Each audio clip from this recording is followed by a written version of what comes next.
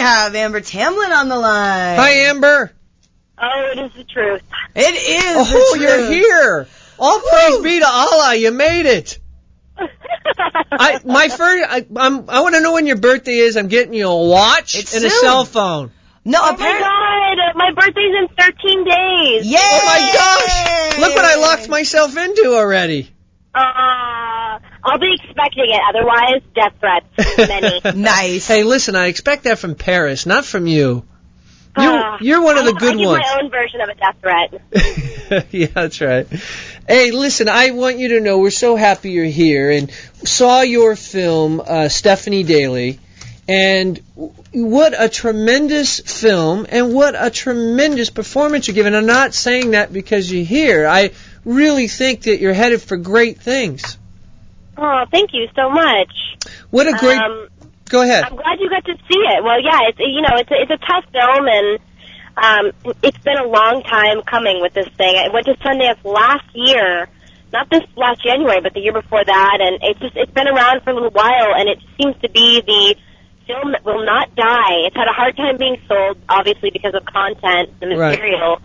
But people really love it, and people like you who support it and have seen it and who love it have kept it alive, truly.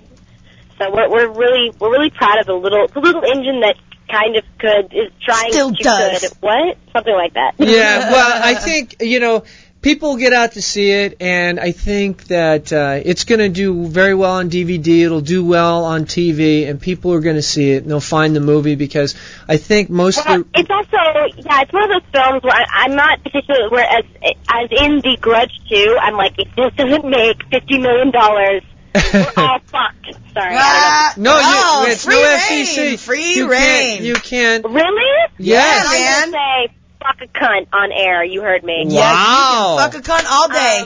Gosh. I just saw Peaches, so she's got me in this whole mind frame of using the C word. Nice. At Coachella. You do Nice. what you have to do. Now, we've got a text board, so as you were talking, people are texting in questions, and Where Am I is asking if Dragon Slayer guy will be your boyfriend on Traveling Pants 2. I don't even know what that means, but maybe you do. What did they ask? Tell me what they asked. Hang on a second. It's moving so fast I can't read the damn thing. Hang on. If Dragon Slayer did what? If Dragon Slayer guy will be her boyfriend on Traveling Pants 2. Does that make sense to you? If it doesn't, it's okay. I have no idea what they're talking about, but it seems like... Is Dragon Slayer in Grudge? My answer is always yes. So, No, you can't do that in this town. That's the wrong answer. Whatever, the answer is yes. Bring it on. I have no idea what he's talking about, but yes. All right. Well, anyway, let's tell people what the movie is about. You play a high school student who gets pregnant, who... Maybe she knows she's pregnant, maybe she's in denial, but she has the baby, and basically the movie is with you, with a member of the DA's staff who's interviewing you and taking us back in time and reliving what happened, how it happened, and the whole process. Correct? Yes. That is the gist of the film. It's a tough film for a lot of men to watch, even though they seem to still love it regardless. But only because it's about the things. I mean, I think there's this amazing, conspiracy amongst women and amongst men as well. We have a lot of these jokes. They're like, women are crazy. They can't make up their mind, and it kind of is true. Right. And this film really sort of explores and will show you how women have these strange things about themselves that they can't themselves explain, and the gray areas of their lives, and this sort of delves into all of those ideas and those functions that society sort of creates for us, and it's just really interesting to see that, and as well be a part of it, but to as well be a part of a film where I'm like, are we going to actually try to explain the things that I myself feel and can't explain myself? It's really fascinating. So. Well, but I think you did that. I think you did that well in your acting. Yeah, and you know what? We've all tried to explain why it worked, and we can't. It's like it was a meeting of minds. It was the writing, and it was the actors, and it was the discussions that we went through personally. And all of us were in different personal aspects of our life when we made the film, and somehow we were able to convey to an audience. And every audience who's seen it has said, "Yeah, it was so amazing, but it's hard for me to explain why. And that is very much the film itself, is explaining why things happen and why you feel the way you do about things. So it's just one of those lucky things that you get right, that you made right, and that is correct. But the thing, I think the reason why it works, and it worked for me, was that I think we've all been in high school, and we've all been in panic situations, and guys have been in situations where they thought their girlfriend might be pregnant, or girls think that they might be pregnant, or caught a disease or whatever, and I think it's very easy for all of us in all areas of life, not just that, to go into denial. You know, right. Your boyfriend cheats on you and somebody's telling you about it, but you don't want to believe it, so, you know, you're not going to hear it. And I thought what really works great in the movie is the connection between you and the woman who's quizzing you, that you're really the same person at a different age. And I think that your acting and the acting of your co-star was Tilda Swinton. She was amazing. You both were. Yeah. And I think this is a role for you that makes you step out and is so different from Joan of Arcadia. Now, thank you. What was your thinking here when you selected this role? Was it you wanted people to see you differently, so you're going to do something, you know, heavy? But I didn't think it was so heavy, quite frankly, as many of the like Brick or something like that I want to put a needle through my eye halfway through. You know, this absolutely. I agree with you. What was the thinking? It's really funny. Well, I've had lots of very like mainstream, like People magazine, things like that, and they're always saying, "Is this a conscious move away from the Joan of Arcadia status and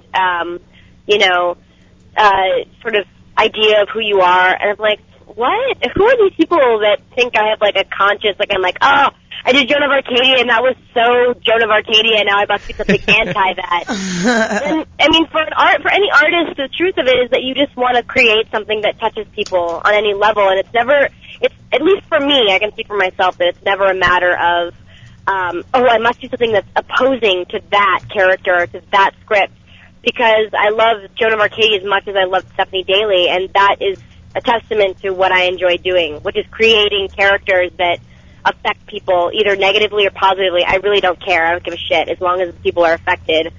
And so I'm very proud of that factor. And I don't. What I'm saying is I don't think it's a conscious move away from Joan, because Joan was its own entity and served its own purpose, and I'm very proud of that. It's funny how people will ask you that. Well, you know, I saw Meryl Streep interviewed one time too, and she said, you know, people's concepts on how the business works, as far as they'll say, you know, you've done 5 bad movies in a row, and she says, well, that's all I've been offered. I can't stop working for 5 years because I'm being offered. I'm trying to stay sharp and work, and I pick the best scripts that I can, or I pick something that seemed interesting to me at the time, and it just didn't all come together. And it does take some magic of casting and the director's proper vision and proper writing, don't you think? I mean, it's. Well, you know, I actually just had this discussion. Do you know Ain't It Cool News? All right. Website. They have a website there, and there's a guy that does film reviewer, and he did a review of Stephanie Daly, and he's a really incredible guy and incredible reviewer, I think. Has some interesting things to say about film, and a lot of people there, you know, ripped Grudge 2 apart, and a lot of men especially ripped apart Sisterhood because clearly they didn't understand it, which is fair enough.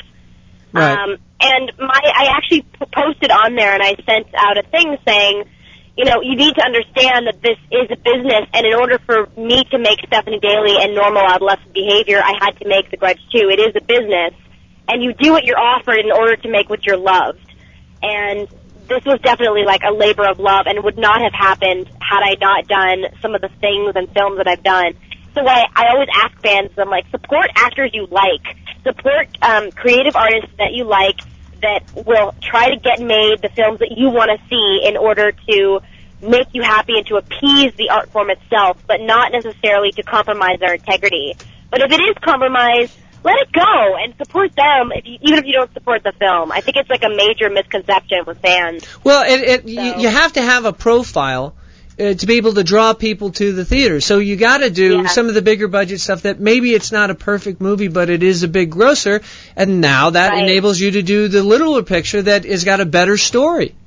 So Right, you know, a lot, people don't understand it. Sometimes they think that you just can do whatever you want, you know, and why would you do it? And plus, you got to eat. You know, you have to make money, and a lot of these little films, you're not making a lot of money. And by the time the agent takes, and manager takes, and publicist, and taxes, it's really diminished, and people have a misconception of what you're making.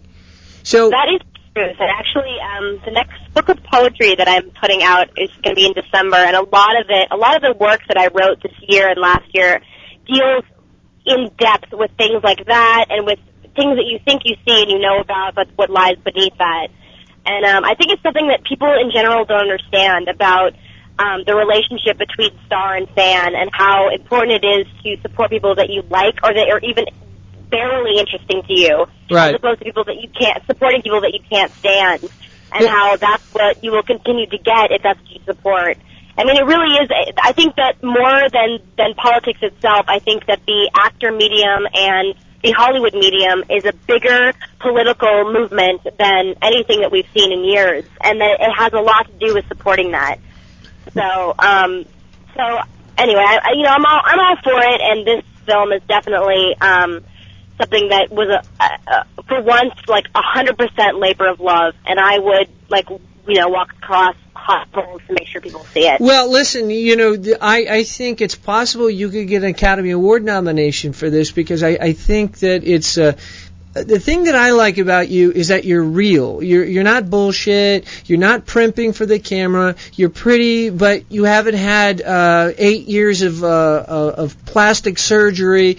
And I think no, but the thing is it makes your acting real. People can relate to it. And the scene where you're, right. There's certain things I don't want to tell about the film because I don't want to give it away. But we know it's going to happen, so I'm not giving anything away. But there's a scene where you're giving birth. Yeah. And it's so unnerving in a really great way, and it's so real what you portrayed. The question is, how does a girl your age, you grew up in L.A., right? Yeah, Venice Beach. You grew up out at Venice Beach. How the hell did you pull that one off? What were you drawing on there? What was your mindset when you were doing that scene? Well, this is, it's a good question. It's a common question. That's all I ask, Amber, is good questions. That's right, baby. Do it. It's just for your lovely listeners. It's a tough scene where Stephanie Daly, my character, gives birth to the child. You sort of relive what happened. It is very hard to see. At Sundance, we had a couple people actually pass out, which was a major thing. They would walk out in the hallway and pass out. Well, I wonder if they were reliving something. But as an actor, when he yelled action, where did you take yourself? What were you thinking of? This is the beauty and the glory of doing something that is independent, and not just what we've come to know as indie being something that's edgy. I think that is a misconception about what an indie situation is. At least for me as an actor, I know that indie, when you're doing something that's independent, it means that it's independent not only of the context under which you are going to be acting and the storyline, but as well the creative sort of behind-the-scenes effort that happens, which is really incredible and allows an actor to go fully into what they want to do, right, and allows an immense amount of trust, which is what had to happen to make that scene work, which is that I had a great director who said, this is a scene. Is this a first-time director? Is this a first-time director? First time. Well, she'd done a small film called The Sticky Fingers of Time, but this was her first real one, I think, with real stars, real actors. And so she basically said, here's a bucket of ice water, put your head in it, and burn your face off with cold in between the shots, and that's all I ask of you. And everything else, we'll just put a camera on your face and go for it. Wow. To know you'll be in focus. We won't have to stop for lighting issues, nothing. It'll be there. It's done. We are with you. We're going to let you drive the scene. And as soon as the director does that, you're kind of like, oh, God, I have full range to do what I want to do, but I'm usually too scared because there's 2 hours of lighting setups in between or whatever. Right. And that is the magic of that moment, and several moments in this film that just make it that kind of raw, amazing quality that we love about film, that we really love and make us go, damn, there is a reason to love film. It's not Scooby-Doo 8. Thank you. Okay, hang on. We have a phone call for you. Go ahead. All righty. Hang on. Hello, OC girl. Hi, OC girl. Hello. Tell Amber where you're calling from, and then ask your question. Well, I'm from North Carolina, and I was going to ask you about Sisterhood of the Traveling Pants, too. Is it going to be more the book-based this time, or is it going to kind of travel in all different kinds of directions? Is it going to be kind of more personal this time, or? To be very honest with you, I don't know if this film is happening yet. I probably am in the dark as much as everybody else. We're trying to make it happen. There's a film I might be doing this summer, and America's Got Ugly Betty, and so it's all a matter of scheduling. So I can't even tell you at this point. I wish I could. But, I know that I will tell you that I think that they've been working on making this, as close to the fourth book as possible. This is just everything that I've heard from the producers and everybody, and that they want it to be a really sophisticated, great story that, teenagers and young women can relate with. So, but I'm pretty much in as much dark as the fans. I have a lot of people ask me and say, when are you starting shooting and what's the storyline? And I'm like, I don't know. I'm excited about it too. I don't know. All right, thanks. That's where that is. Thanks, OC girl. Cool, bye, y'all. Bye. Bye-bye. Now Bye. All right, go ahead. We've got another call from you from Pittsburgh. All right. Hello, Meadow Dew. Do you have a question for Amber? Hey, Buddha. Hey, Marty. Hi, Meadow. Amber. I loved you on General Hospital. Thanks. And I wanted to know how fast after General Hospital did your acting career get going? 4 letters. Ready? IMDb. No, just kidding. Okay, I'm glad somebody laughed at that. It went pretty fast. Well, I was on there for 7 years, and then I left, and I did some guest spots on some cool shows, CSI and Buffy and a bunch of other things. And then I think that most people would agree that Joan of Arcadia was the spitter, was the one that sort of sent me out. Although I did The Ring as well, but that was a small part, playing Naomi Watts' cousin. And I think it was Joan of Arcadia, and then the rest is either self-explanatory or not, depending on how big of a fan you are. All right. Thanks, Meadow. Thanks, Meadow. Bye-bye. Thank you. Who else we have? We got Scrimp Daddy on the line. Scrimp Daddy. Your guess is as good as mine. Everybody's got like a personalized. Did you say Shrimp Daddy? Scrimp. Like Scrimp. Scrimps. SCRIMP. People choose interesting usernames. I'm just here Marty on Keegan. SnowLive.com. I'm just a guy named Marty. Everybody else has got names like Galactic Nar. I don't know what to tell you. All I love that. right. Scrimp Daddy, are you on the line? What's cracking, Scrimp? I just had a quick question. Who was your favorite actor or actress to work with? Hey, well, hang on, Scrimp. Where are you calling from? I am calling from Chicago. All right, Chi-Town. Go White Sox.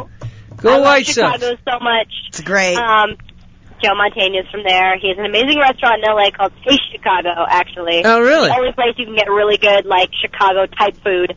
Anyway, favorite actor, actress. Well, you asked who I've worked with. I would say Parker Posey or Tilda Swinton. Ooh, or good Amy call. Poehler. Amy Poehler is pretty frickin' amazing. She's funny.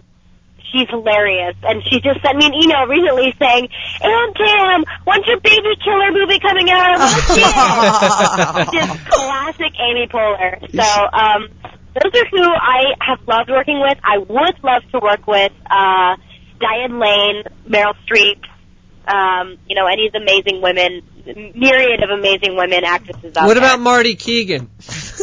Where am I on that list? Let's do this, Marty. Come on, let's start a website. That'll be wow. God, Amber, please. That's all I She ask. said yes to anything. Wow. All right. Hey, thanks, Scrimp Daddy. Thank you, guys. Bye-bye. Thanks. Bye. Now, we're on the board. People are asking what happened with Joan of Arcadia. Why did CBS cancel it? Because it was a niche show that people really seemed to love. What happened? I don't know. This is a question I get a lot. Again, I have no control over what CBS No, does. no. Nobody expects you to have control, but it seems bizarre because I remember everybody talking about it and really loving it and thinking that it was very clever and smart the way You know what? I'll give you a great example that actually has to do with your prior speaker on your show, and that is a little show called Twin Peaks that David Lynch created that my dad was on. It was on for 2 seasons. The first season, it was the talk of the town. The second season, everybody was like, what is going on? It's too crazy. And I think when you deal with the realms of the unknown and the spiritual and the mythological, I think it's a really fine line you tread. And this show treaded that. And I think that the 2 seasons it's had were incredible. And maybe that was just God's way of saying, anything after this will not be good. Therefore, I am terminating it. Who's to say? You know? Right. Well, I am thankful as an actor that we had 2 incredible seasons, and anything that potentially would have been bad in the future, which may or may not have happened. It's better to have like 2 great seasons than have like 5 really bad ones or whatever. But don't you think too is a great learning ground that there you are week after week learning a new script, having to get at it with less preparation, and you're doing it, and now when you're doing a film, you have so much more to give, I think. But what do you think? I agree. I think television's tough, but Joan herself, the character, was a sort of Lucille Ball, bipolar, crazy, all over the place. So I never felt like I was playing Joan. I was always playing myriad versions of Joan, and so that was fun for me. That sometimes she was really emotional and she'd cry, and then other times she was over the top and funny and hilarious, and we get her pants caught in the washing machine and fall out. I mean, very Lucille Ball. So it never felt like, I think what you're asking me is about sort of feeling that stale characterization, whereas with film, you're playing a different character every time. But Joan was fun because she had 1,000 different things to give. Well, my thing is you're young, so, you're there and you're doing it where, for me, I was in clubs doing stand-up for years, and I think that prepared me for certain things because you're writing and directing yourself and you're acting and all of that kind of stuff. Right. So I think it's great that at your age you go and you do it, and you can hear it in your voice when you're speaking, a certain confidence and maturity that I think a lot of 23-year-olds I think you're 23, right? Yes, 24 and 13 days, holla! Yeah, okay, so but women that are your age that are here going to an acting class, it's a different experience level that you've really done a lot. And people are asking, how do you feel about having so much under your belt at such a young age? Well, it's tough because you have a lot under your belt, but also you're like, I have so much more to do. There's a lot of different mixed feelings about it, and often feeling like you have a lot. Do you hear the echo suddenly? I'm in the hallway of my house. Yeah, I do. Well, you're a movie star. Just so everyone knows, I'm not trying to sneak a pee. You're not. I'm not trying to sneak a pee. I swear to God. Listen to the tinkle. I'm sneaking a pee. It's very nice that you're a movie star. You live in a giant mansion and you have echoes. That's how you call people to dinner, through the echo. It reverberates through the house. Hello. Yeah, it's nice. It's okay. It's good that you're keeping it real. I will tell you that when I asked Britney Spears what she had under her belt, she had a different answer. But that's Britney Spears. Oh, God. I don't want to know what's under her belt. Yeah. Nobody. I've seen what's under that belt. I don't know. Now, let's talk about for a second, because he's somebody that I've always admired a great deal, and that's your father, who is Russ Tamblyn, who played Riff in West Side Story. He was the Jet, man. He was the Jet. Now, hell of a dancer, hell of an actor. He was in Seven Brides for Seven Brothers, How the West Was Won, which was one of the great classic films. But growing up in that household, what was it like? Did he come dancing into your room and try to talk you into smoking cigarettes? What was the deal there? Hardly. Oh, my God. My dad was and is quite the amazing individual in my life. He's my co-manager with my other manager, Joan Hyler. Isn't that great that you have somebody with that kind of experience that you can go to and say, hey, Dad, what do you think? It is, because I think that for a lot of kids, having their parents involved in their business life is a horrendous experience. Right. See, we've all heard the Macaulay Culkin type horror stories. And my dad is just such a, like, old hippie, laid back, you know, chill Is he? guy. I would never guess that. Are you kidding me? I have no idea. Dad is majorly. Really? Majorly, yeah. And so he's amazing because with the tour de force that is Hollywood and the madness that happens and the deals that are being made all the time and all of that, my dad's just kind of like, I don't know what to say. This is a good script.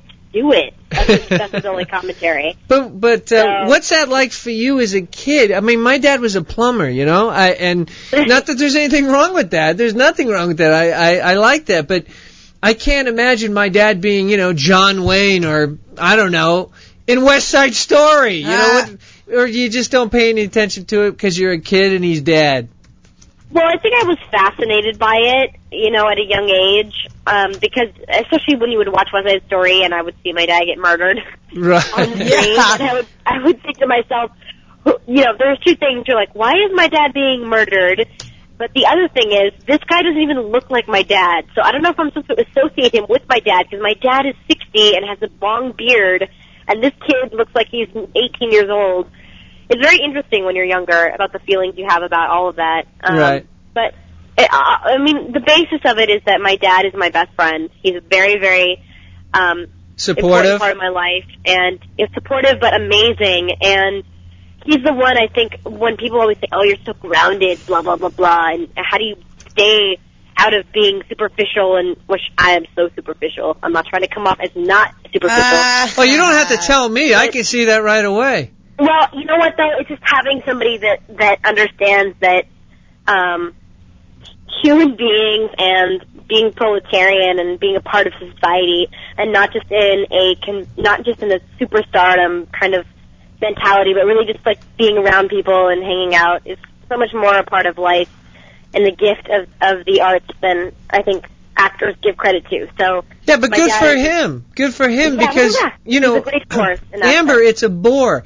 These people that are that one-dimensional, that everything's about their acting and career, and they can't hold a conversation about any other topic, they're a bore. And people will come around you, and they want to be your friend, but you never know who your real friends are unless you're real.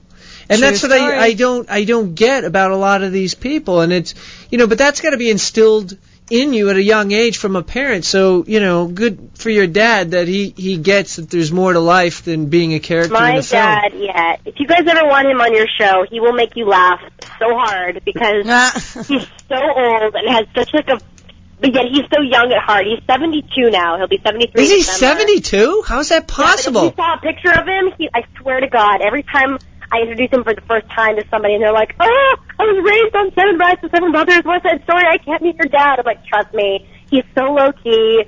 They're like, wow, your dad's 72? He looks 55. And he does. He just looks like a little boy. And he's How could Riff be 72? That is not possible. Yeah. I know. That is not possible. It's like all my sports heroes, now their kids are like retiring, and you're like going, oh my God, how old am I getting? How is that possible? It's true. It's totally true. Now, we're being asked, we've only got a couple minutes left before the show's over, but a couple of questions. We've got a question from Toronto, from Prophecy, asking if it was intimidating playing poker against Alex Trebek. No way, because I pooned that dude. Snap! I think it was like $8,000. I don't forget. On one hand, I got him with a full house. I still remember it. And he didn't think that I knew what I was doing. So he kept raising me, and I kept calling his raise and then re-raising. And it was fun. I would love to do celebrity poker again. That was actually like a really, really great experience. Do you play cards regularly? Yeah, I play fairly regularly. And I see Cheryl Hines a lot, actually. She's a really good friend of mine. She's great. I love her. Do you have a private game? I want in that game. I can play. You would, Marty. I do have a private game with Kevin Nealon, and Kevin Nealon works out at my gym. Maybe you should get in on that game, Marty. Tell him you heard about our private Norby Walters game and that we wore glasses and fake mustaches to the game. No, are you kidding? We take everybody's money because they think we don't know each other. I could care less what you wear as long as your check is good at the end of the day. That's all I care about. Watch me bring this full circle. Are you ready for this? When I was shooting Stephanie Daly, we shot it in upstate New York, and I actually went down to Foxwoods, which was in Connecticut. It's like one of the biggest casinos in the country. Mm-hmm. And I begged the wardrobe department to let me borrow my pregnancy suit from Stephanie Daly. And I wore it into the casino, into the Texas Hold'em area. And I played Texas Hold'em. And I had this 6-month pregnancy suit on, and all I ordered was Maker's Mark on ice, and I smoked cigarettes at the that table. is great. And That I is gave every hilarious. guy that was at the table, I gave him heart attacks because they thought I was pregnant and I was smoking and drinking. You're But wild. I'll tell you, I think I made a couple grand that night easily because people were not paying attention. They were looking at me. They're and like, being what "She's the hell is pregnant. going How on?" could you do this? That's hysterical. That's awesome, dude. You're getting in people's heads at the poker Yeah. game. Like to It was see pretty that. amazing. That's hilarious. It was really funny. Very nice. Well, we got to get your dad on the show. I'd love to talk to your dad. That would be a lot of Yeah, fun. my dad is cool. He's Cool very guy. cool. Well, what else do you got going on? You got Stephanie Daly, which is out right now. And what else are you working on? I have this crazy movie called Normal Adolescent Behavior, which is at Tribeca Film Festival right now. I think we have premiere on Friday. It's got a couple more dates. But it's a sort of carnal knowledge-esque film about teenagers and the sexual promiscuity of teenagers. Are teenagers sexually promiscuous? What? I know they are on Dateline with like 40-year-old guys showing up for Bring the condoms and 14-year-old the beer. girls. Did you see that? What is with these guys? The guy shows up, he's naked in somebody's kitchen. It's like, dude, are you kidding me? We're just here to talk. We're It's just here to about talk. that, and it's about how teenagers form, you know, how you sort of first form those ideals of intimacy and monogamy and those things, and whether or not you believe in them or not as a teenager, and basically just how your sexual prime forms, ends up forming and finding itself. And it's a very interesting film that's had a lot of problems just because of the controversy of it, and it's a good little movie, so I'm really proud of it. And then Babble-On Fields, which is for CBS with Ray Stevenson and Michael Cuesta show about people coming back from the dead. Very cool. So, Very yeah. cool. Now, Amber, we're going to let you go, but could you give us a little station break? Can you say, this is Amber Tamblyn, you're listening now live, Hollywood Babble-On? Yes, absolutely. This is Amber Tamblyn, and wait, do you want me to do it now? Yeah, just Bang it lay out. something out, and we'll play it on the show. So this is Amber Tamblyn. You're listening to NowLive.com. NowLive.com. I can do this. All right. Yes, you can. Hi. Hello. Hi, this is Amber Tamblyn, and you're listening to NowLive.com. Money. Sweet. Checks in the mail. Holla. I totally sound like Scarlett Johansson with this super low voice, this cold I have right No, now. that I was like great. you better than No, Scarlett. it was banging. Well, we wish you so much luck with the movie, and we're posting it. And it's really good to know that you're a cool chick. You seem like a down-ass, awesome person that's been through stuff, Dude, and you come out on I'm top. down-ass with anybody that wants to be down-ass with my art. Holla. Hey, let me ask you a question, because before you go, because Yeah. I'm just curious. Where did you go to high school here in the city? I went to Semel High, Santa Monica. Oh, High you School. did. Okay, all right. Yep. Very cool. You were 4 you years. were what's the private school that everybody goes to? Crossroads. You know what? You know what's funny is my mom has been a school teacher there for 13, 14 years, actually. She said, it's not so much. not really It's for not my all it's baby. cracked up to be. Well, no, it's an incredible school. It's very expensive, clearly, but the thing about them that people don't know is that they don't take quote-unquote young professionals.